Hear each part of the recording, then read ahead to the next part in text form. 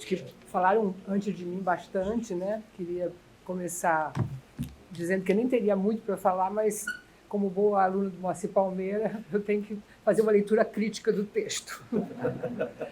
E, aliás, queria começar com a última fala do Moacir, que é muito boa, né? A trajetória foi muito melhor que eu imaginava.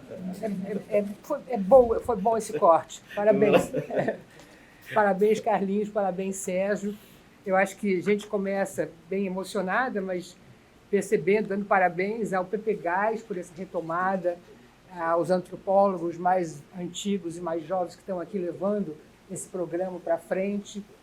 É bastante emocionante estar aqui nesse lugar, lembrando desse passado e olhando para vocês aqui com caras jovens. Então, eu vou tentar falar um pouco sobre isso, né? E sobre esses encontros intergeracionais, que hoje a gente está vivendo um deles e muito especial. É especial porque traz o passado, traz raízes e, ao mesmo tempo, traz as asas de quem está aqui dentro e tem obrigação de levar isso para frente. Então, parabéns. Eu acho que o projeto em si, que vocês fizeram, ele tem um valor em si, né? O valor de registrar essas histórias, trazer as imagens, as pessoas riem quando vem a gente jovem, viu? Acho interessante. Eu acho que a foto, a coisa da iconografia é muito interessante, né? Porque traz para os nossos filhos e netos uma ideia de que a gente passou por esse tempo, né? Esse tempo de decisões, de processos, e é bom, eu acho que foi muito bom. E foram boas as fotos, né? Ainda bem. E eu acho que também esse projeto ele cobre um vazio importante, né? Que é esse vazio de informações sobre as carreiras da antropologia na época da repressão.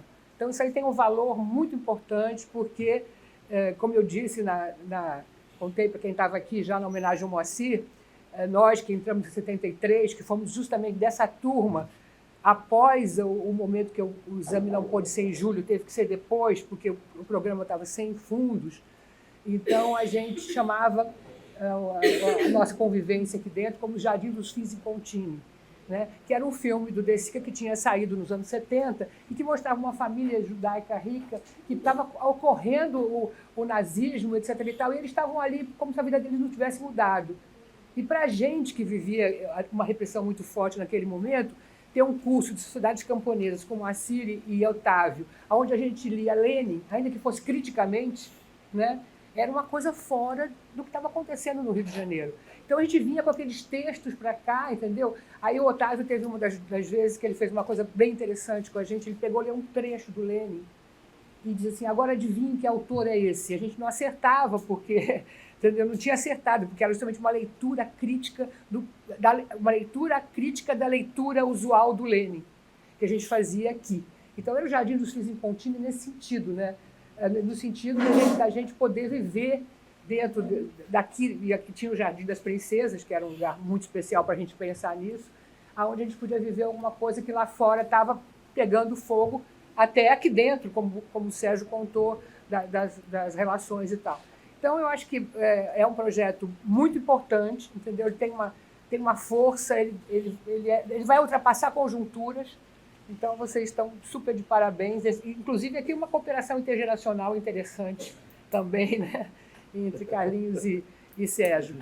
Parabéns. Agora, continuando nessa trajetória de aluno do Museu Nacional, tem que botar alguns desafios, alguns problemas, coisas boas para pensar, né? E o primeiro é que eu peguei um texto que eu tinha escrito de memória e eu comecei assim o texto. O antropólogo é o narrador das experiências de vida. Seu ofício leva a relatar as inúmeras maneiras dos homens e mulheres inventarem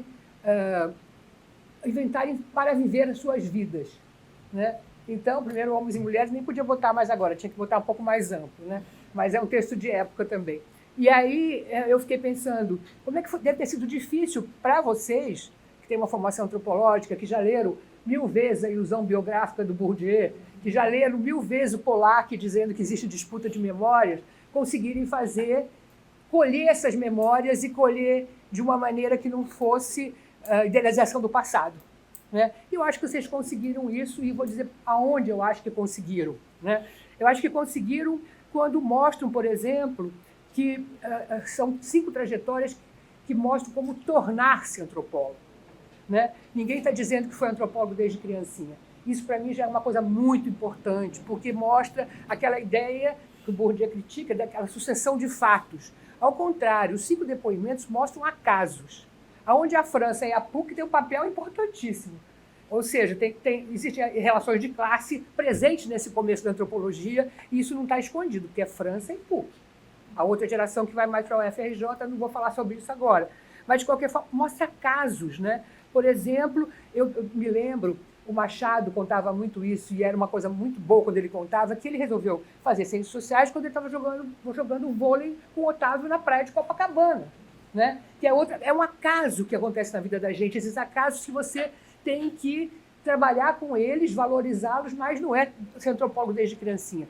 O Afrânio fala que ele fez uma reconversão para se transformar de economista e antropólogo. Isso é uma coisa muito boa para as novas gerações, porque mostra como as trajetórias, os cruzamentos das trajetórias, as riquezas das trajetórias vão proporcionando escolhas que não estavam escritas, não estavam previstas na nossa vida. Então, é uma coisa muito importante pensar que uma geração de antropólogos tão reconhecida, né, com tanta força, ela também passou por escolhas, conversões, reconversões, etc. Então, eu acho que conseguiram nesse sentido. Conseguiram também mostrar que fizeram as escolhas dentro do que havia disponível no campo. Então, era uma bolsa aqui, uma coisa ali, outro negócio, alguém que fala para alguém que conta para o outro, né?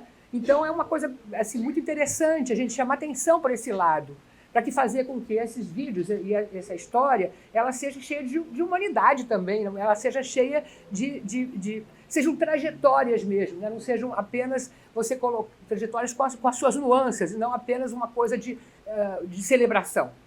Então, são os vídeos, quer dizer, não vi o todo ainda, mas pelas coisas que vocês falaram, pelo pouco que eu vi, eu acho que eles podem trazer isso, né? Essa ideia de tornar-se antropólogo muito menos do que uma coisa... E com isso traz matéria para reflexão. Eu acho bem importante essa ideia de que traz matéria para reflexão.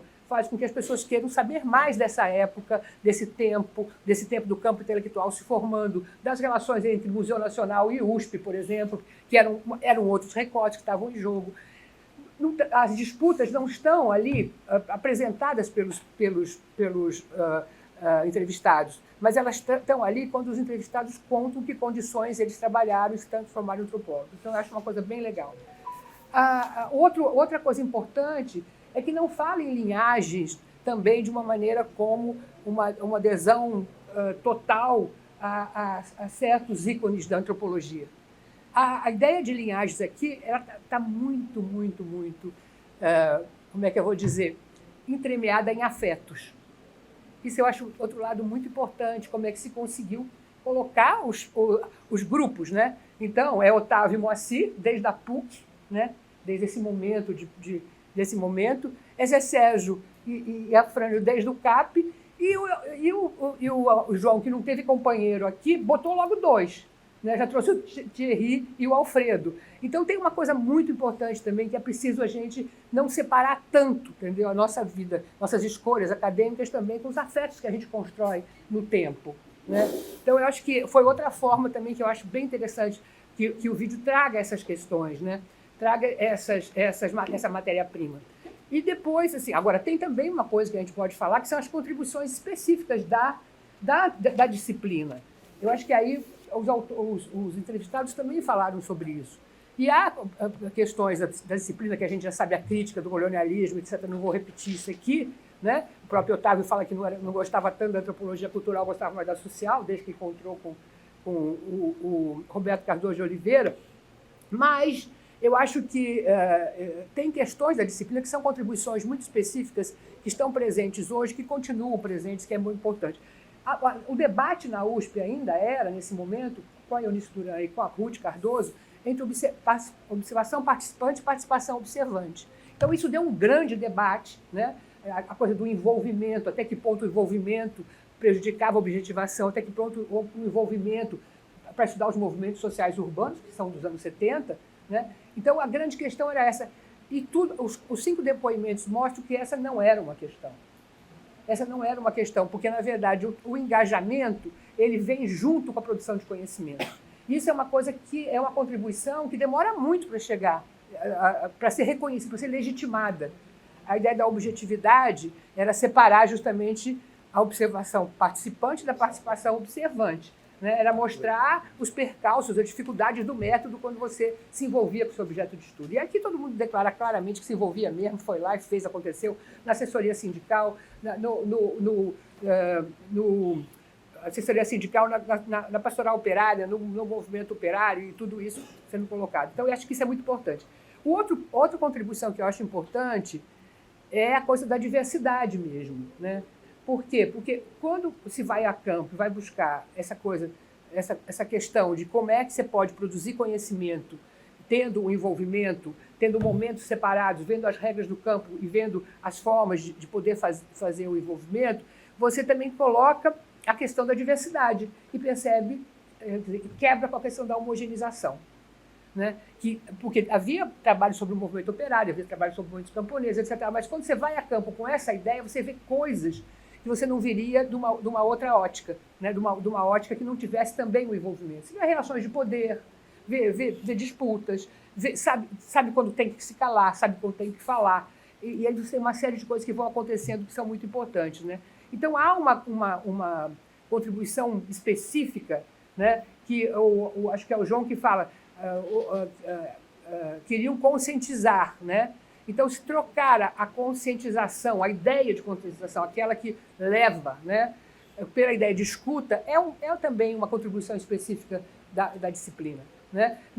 A história da disciplina nos levou a isso, a gente não conhecia outras línguas, então teve que escutar. Então, é uma contribuição específica que eu acho que hoje está muito mais espalhada, mas que naquele momento era uma coisa importante. Né? Para vocês imaginarem, só para vocês imaginarem, quando eu voltei da primeira viagem, daquela foto que está ali, eu chamava, a Lígia pediu para eu transcrever as fitas, né? Eu era estudante.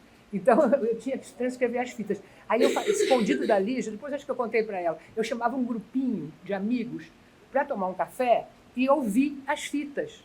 Porque meus amigos do Rio de Janeiro não tinham ideia do que se falava e de quem eram os camponeses lá. Então, era programa, né? Assim, pegava aquele gravador grande, botava na sala, agora vamos ouvir o que eu ouvi lá.